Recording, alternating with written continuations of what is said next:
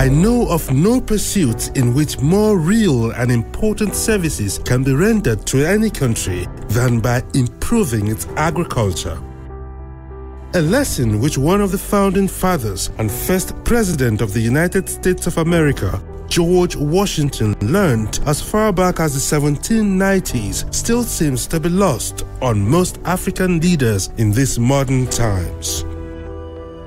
Since 1995, many countries in sub-Saharan Africa have recorded an appreciable recovery and acceleration of economic growth. However, this growth has had little or no impact on the welfare of the people and has failed to reduce poverty. Many have blamed this on the failure of African leaders to draw lessons from the examples of China, Vietnam, and other Asian countries which began rapid national development from agriculture and food production. Nigeria, the world's largest black nation and the most agriculturally endowed African country, is today at the verge of a food crisis, with the government frantically seeking ways of containing the rising cost of staple food. Even at that, sectors of the country's agriculture are threatened by many challenges with little or no effort to tackle them. The poultry industry is an example. It is currently threatened by the rising cost of animal feed, medicine, and other necessities. Worst of all, it has been under the unrelenting attack of the deadly avian influenza. On Farmers Market, we'll bring you an exclusive on why the bird flu ravaging poultry in many parts of the country has become a major threat to human health. Farmers Market is designed to stimulate a change of attitude towards agriculture. It promotes Nigeria's agricultural prowess, celebrates its successes, identifies the challenges besetting the sector, and advocates policies and programs that will help grow Nigeria's agro-economy. Varieties of highly nutritious rice in Abakaliki, Ofada, Kano. Yet Nigeria wastes billions on rice importation. Cocoa in the southwest, and yet top dollar is spent on imported chocolate and beverages. Fruits rot in Benue, Nasarawa, Kogi, yet imported juice line the shops. 82 million hectares of rich arable land, yet no jobs, and food insecurity threatens. Our real wealth is in farming, livestock, hatcheries, fisheries, horticulture, and forestry. It's time to act different. Time to bring Nigerian farmers to the market. Farmers Market, growing Nigeria's agro-economy. Showing every Tuesday at 5:30 p.m. on AIT.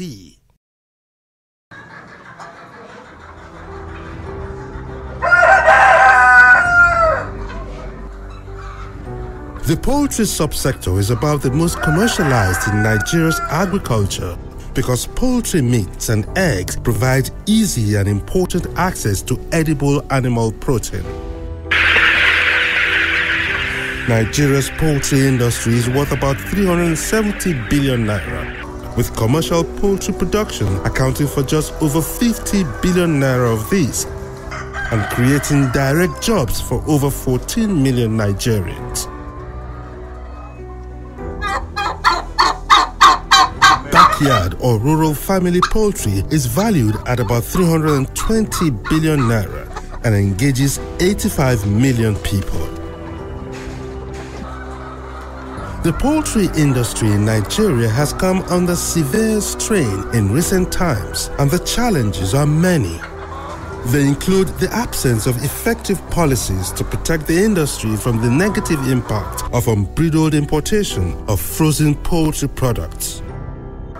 The rising cost of poultry feeds as a result of the scarcity or high cost of maize, the high cost of poultry medicine and other imported inputs due to the fall in the value of the naira, and worst of all, the unrelenting attack of birds by the deadly H5N1 strain of avian influenza or bird flu. Of course, there is the new and mysterious but equally deadly H5N8 strain of the disease recently discovered in Kano. It is a high-profile influenza virus in the sense that we have other influenzas affecting our poultry, but H5N1 has this significance in public health where it has a potential ability to mutate and then adapt to the human species, and that is what makes it a high-profile strain of the bird flu. Since the H5N1 was first discovered in Nigeria in 2006, there have been several waves of attacks spreading to 26 states of the country and the Federal Capital Territory. Nigeria was at the point of exporting poultry product when this outbreak occurred, and ever since then we've not been able to find our feet in terms of doing the needful, because in food safety, once you have an issue that lingers like bird flu, you are not able to export. Now, the problem is this. We had a breakthrough in 2006, 2008, because we had a lot of assistance pouring in by the development partners. We were able to do a lot in containing it then. And then by the time the project was wind down, which was sometimes about 4 years ago, we now began to have a wave of outbreaks. Why? Because those activities that these funds were doing to containing the disease appears not to be sustained by the Nigerian funding system, that is our budgetary allocation. And it even went to the point whereby we no longer can even pay compensation to farmers. Kano is one of the largest producers of poultry products in the country and consequently one of the worst affected by bird flu. In 2015, 115 farms were affected, leading to the culling of between 850,000 and 1 million birds in Kano alone. In 2016, yet another 105 farms came under the attack of the virus, claiming over 340,000 birds. Some of the farmers affected were just recovering from the 2015 episode. As at December 2016, 3.5 million birds had been culled across the country to stop the spread of the deadly avian influenza. And this is just the number of cases reported. Between 2006 and 2015, the federal government had spent over 700 million naira to compensate 267 farmers who lost their birds to avian influenza across the country. Yet, most of those affected in 2015, and in fact, all of those affected in 2016 are still awaiting their compensation even after being verified. Alhaji Muhammad Abubakar is one of the commercial poultry producers affected in Kano.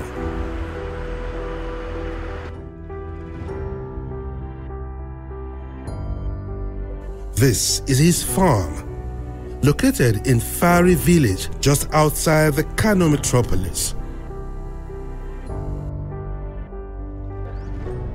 Until the last attack of avian flu late in 2016, this pen held 8,000 broilers and produced 3,000 broilers per week. This modern, well-equipped and fully automated laying pen was home to 15,000 layers. Today, they are empty and all the workers laid off.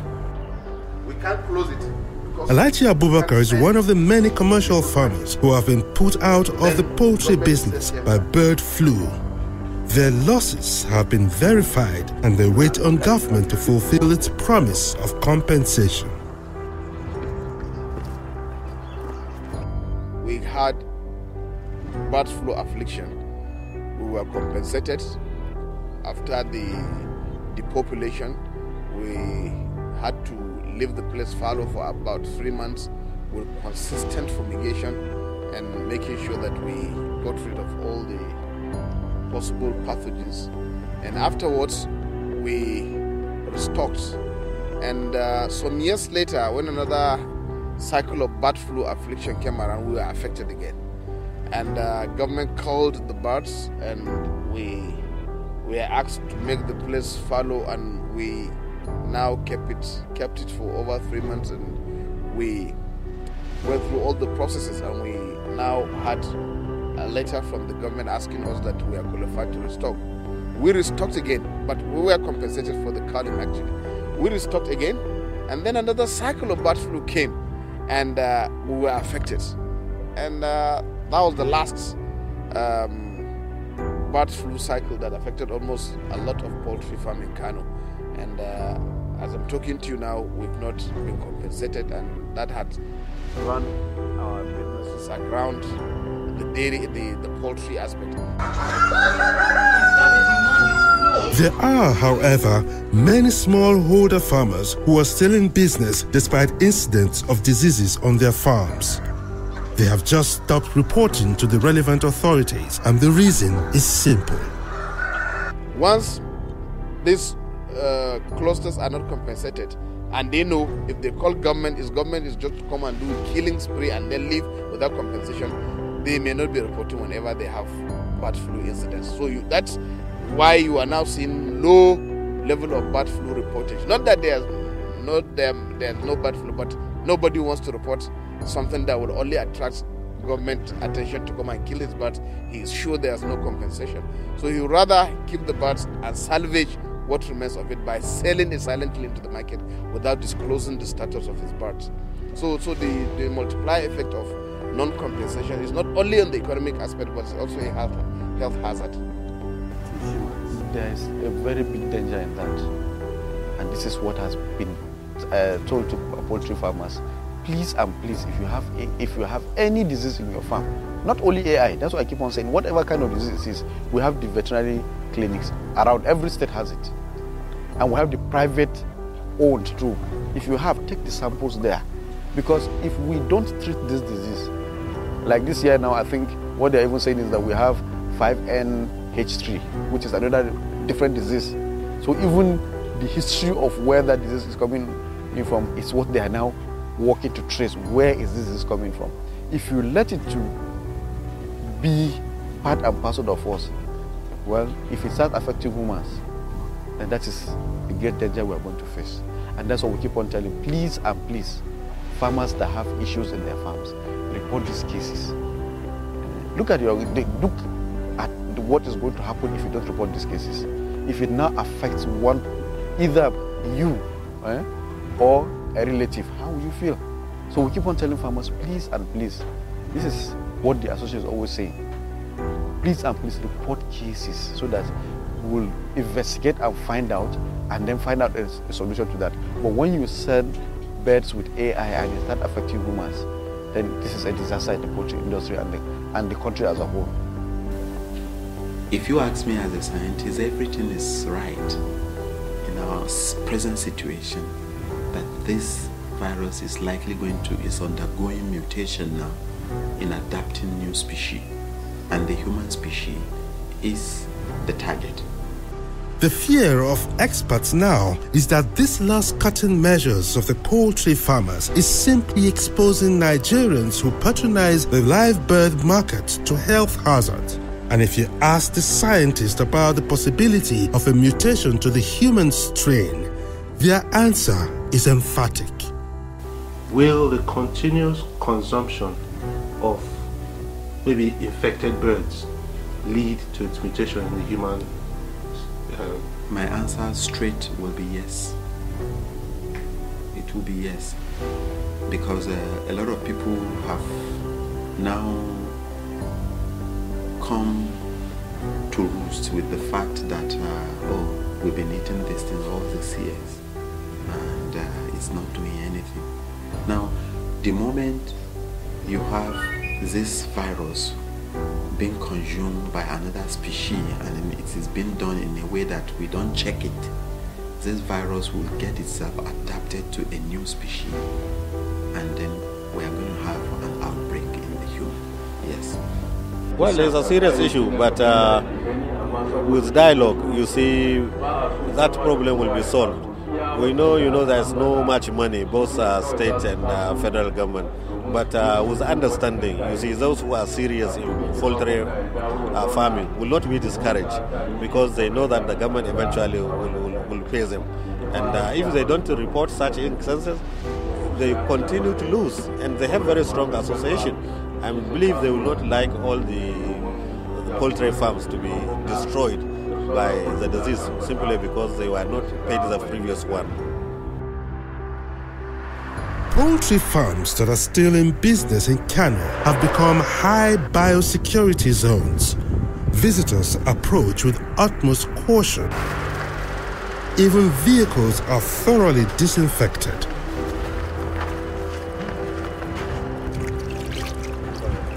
Their occupants too must be free of germs, with hands thoroughly washed and shoes dabbed in sterilizing solutions.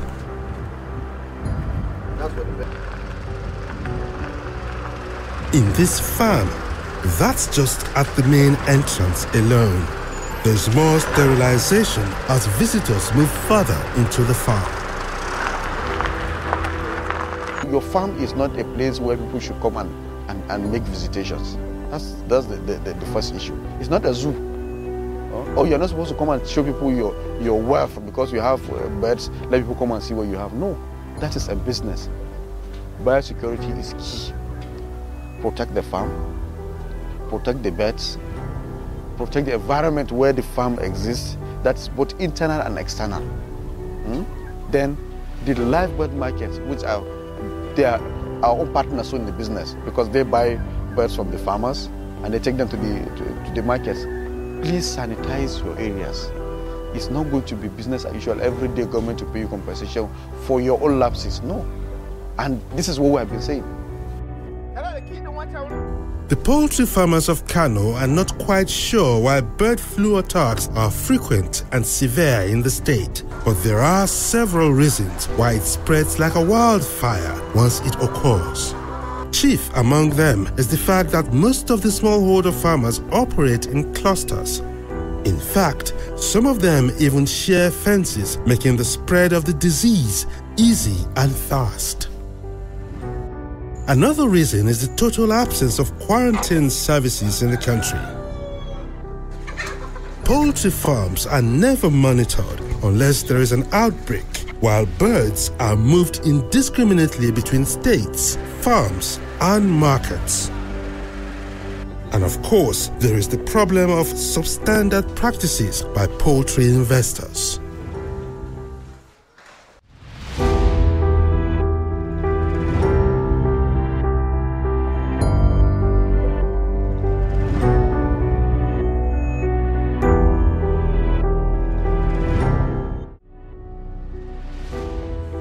Avian flu is not the only threat to Nigeria's poultry industry.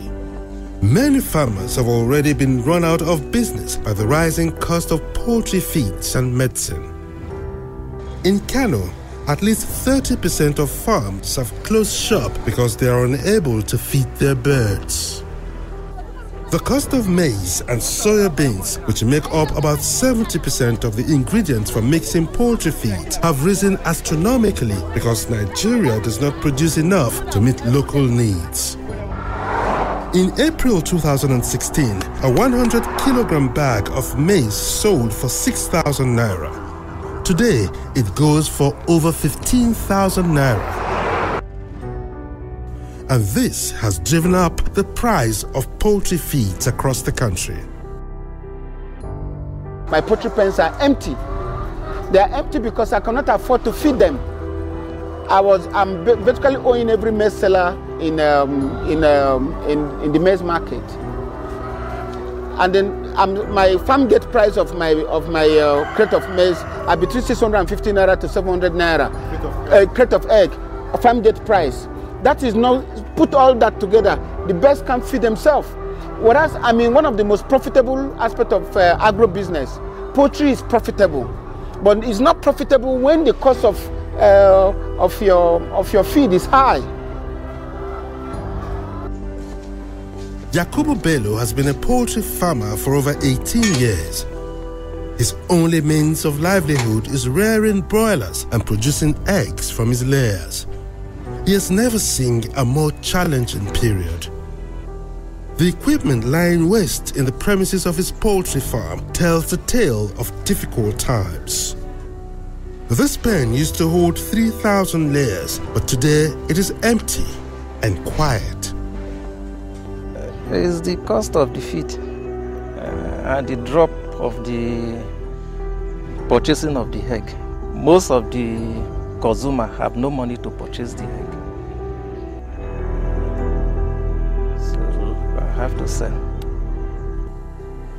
Despite the fact that Nigeria is Africa's largest producer of maize with an average of 8 million metric tons per annum, the country also imports maize to make up for the shortfall in domestic and industrial demand.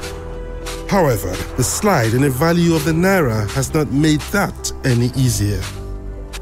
This is what is taking people out of the business. People cannot buy feed. Maize that was being sold at 3,500 in 2015, 2016, 3,500. Now maize is costing you 15,000, 16,000. And your output, which is the egg, has not appreciated in the market. So if you look at the mathematics, you are buying feed at a very high cost due to increase in price of maize, the other additives that you use to formulate the feed itself, the cost of packaging. This is a general trend now. The prices is what is making people now. If you go around Kano now, I'm telling you, more than 30 or 40% of existing farms are gone. I always tell people that that is an incentive for people to go into its production because the land is available, the weather is there.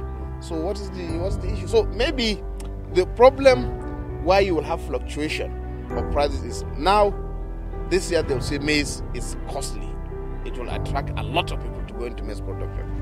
And then because of supply now becoming higher than demand, then that season the price will be so low that it wouldn't even meet the cost of production. So next year people will now refuse to go into maize production, and then there will be shortage in supply. The demand will outstrip supply. Then the cost will be extremely high. This is a cycle that needs to be that needs an intervention of government to kind of attain a stability of price. The direct consequence of the shortage of maize and the deadly avian influenza is the clear and present threat to poultry production and human health in Nigeria.